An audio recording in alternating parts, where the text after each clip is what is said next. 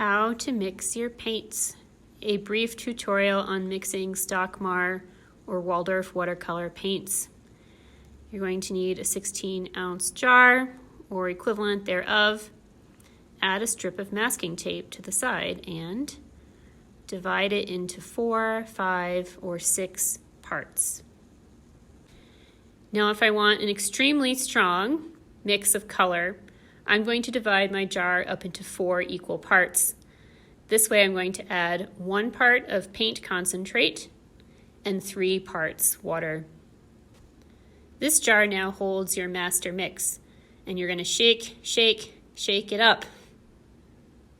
Just like that.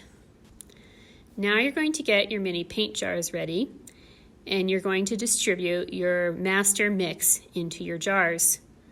You only want to fill each of these small jars either 1/4 to 1/3 of the way full. This is so that we can access the paint that's down on the bottom without filling up the brush too heavily. As your paint sits overnight, the heavier pigment is going to go and settle along the bottom, leaving some lighter color up at the top. As we're painting, we're going to want to access this darker, rich color, and to do that, we tilt the jar, and then we're able to pick up some of that paint by letting the liquid part settle to the side. If the jar is too full, we won't be able to reach that heavier pigment.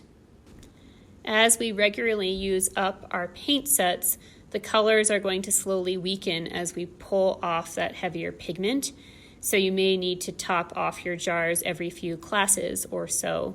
Every time you use your master mix, you're going to want to shake it up because that jar too will have heavier pigment settling at the bottom. I personally prefer to use a stronger mix of paint. And then I make sure that I'm educating my students on how to use their brush to access the right amount of paint so that we're not overloading the brush with more paint than we actually need.